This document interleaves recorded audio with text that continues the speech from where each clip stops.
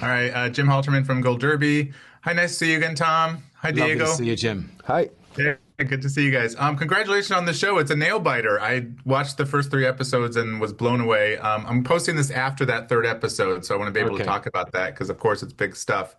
Tom, you Did you have say a we lot are of going to great. talk about it or not? Yes, we We are. we are Okay. because Great. I'll post it after. Yeah. Okay. Cool. Tom, you have a lot of great reaction moments, and one of them is seeing Roper alive for the first time. Can you talk about shooting that and what was going through your head just to give us that reaction? Thank you for that question. It was such an extraordinary moment. Actually, it was at a location just outside Medellin in Colombia, and it was it's the same. If you remember this, there's a scene later at that restaurant in episode. If you get to episode 5, anyway. Yeah.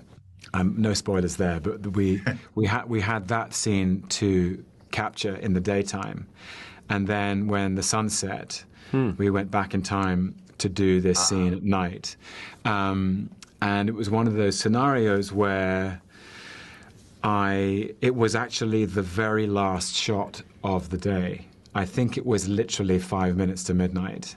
And we had been, it was a kind of a complex, if you remember that scene at the end of episode 3, there's a few complex setups we had to get of Diego as Teddy and his associates all arriving at the restaurant, and Pine is creeping and stalking through the undergrowth and the bushes in this very remote place. And I remember there was an extraordinary, we shot it very quickly. It was extremely hot that night, and I had been really crawling through the undergrowth, and there was just enormous pressure, and I remember thinking it's been 10 years, and Pine has been living as though the dragon has been slain. Right. With that relief, and to hear the dragon's voice again would create such extraordinary shock. I kept thinking about the cortisol and the adrenaline that would just flood your system, the confusion, the kind of nightmarish. Can I believe what I'm seeing?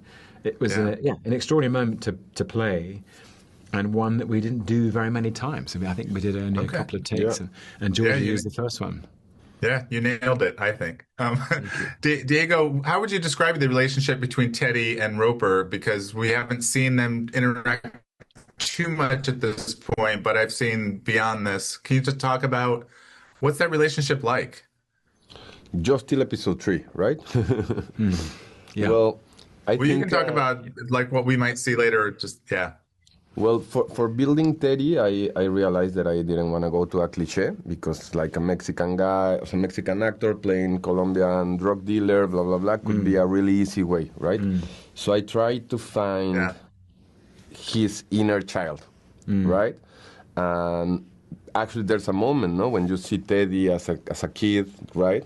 And what he wants. Right. So I think my relationship, Teddy's relationship with Roper is about desire. Teddy doesn't care about the money. He doesn't care about the power. He just wants Daddy to watch him, to own even the last name, So like he's trying to feel that boy. Yeah. And the relationship between them, actually, I think is, and you see it in a couple of scenes, maybe when he's doing the breakfast, when they're racing the horse, is the only moment when you see Teddy without a mask till this guy. But Teddy is not Teddy with Roxana. Teddy is not Teddy with anyone, just with Roper, and for a moment with Pine. Is that why in episode 3 we also see him? It looks like he's cutting himself, and Pine watches this. Is that what he's doing? Yeah. Well, I think Teddy needs pain. Teddy was raised in a very religious way. So there's a contradiction because he knows that what he's doing is horrible, but he needs what he wants. That is Daddy. What is Roper? That respect, that relationship. That's the cost. But deep inside, he feels he's like a bad angel. He's going to hell. So he needs to feel pain just to try to equalize the situation because he's not. It's hard to explain, but it's that kind. It's like I ask you, like Pine has been waiting all this time to go back on the road to feel that adrenaline. Well, Teddy needs that kind of feeling. Yeah. It's the release. Yeah. It's a great character moment. Can you guys also talk about how long did you have to film the dance sequence? Because it was really erotic. It was really fun to watch, and it was great to see all these characters in that space. How long did you guys have to actually do that? And I'm sure choreography was involved. About an hour.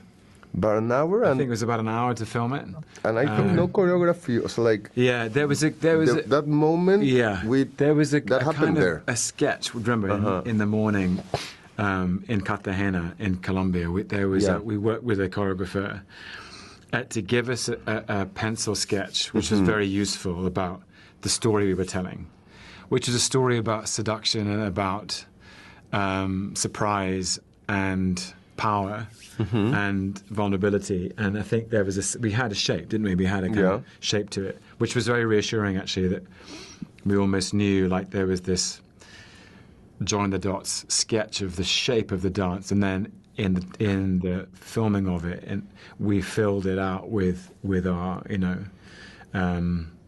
with the reality of it, I suppose. But it was we filmed it very quickly because we also had a lot to do that night. We had all the other. That was one night at the table, sitting around the table having that conversation. We did it on the same night, right? Yeah, when Jonathan Pine, as Matthew Ellis, takes the risk because he's running out of time. Yeah, he says, "I know what's in that shipment." Yeah, I love it. And it's a risk because it's suddenly showing his hand that for Teddy. Matthew Ellis is not who he says he is. Yeah. Hang on, how do you know there are weapons inside that shipping container? And for my character, I really like that, the whole scene. Yeah. Because it's the moment when he realized, like, oh, I am the one who is being tricked, Like, all this dancing situation is like to try to trick you to. And then it's like, Actually, you broke my heart. That's the beginning of that of this toxic relationship we have. It's toxic. Yeah, it's super intense as well. Yeah. How would you guys describe what's coming next after episode 3? A word or a phrase? Like, how would you describe what's coming? I'm sure more twists and turns, but what would you say? Intensity, momentum, drama, surprise, and really gets personal. Yeah, it's raw. It's raw, it's emotional, and it is just, it grips you and, keeps you on the edge of your seat. Yeah. There is a kind of, the clock starts ticking faster somehow. Yeah. Time unfolds as it unfolds, but in this drama, suddenly the seconds start ticking by and they're running out of time. Yeah. Well, Very congratulations, Tom. raw. I'm glad you came back to the role, Tom, because it's really a fun second season. So congrats. Thank you so much, Jim. I appreciate it. Good to see you both. Thank you. Good to see you. Bye-bye. Take care.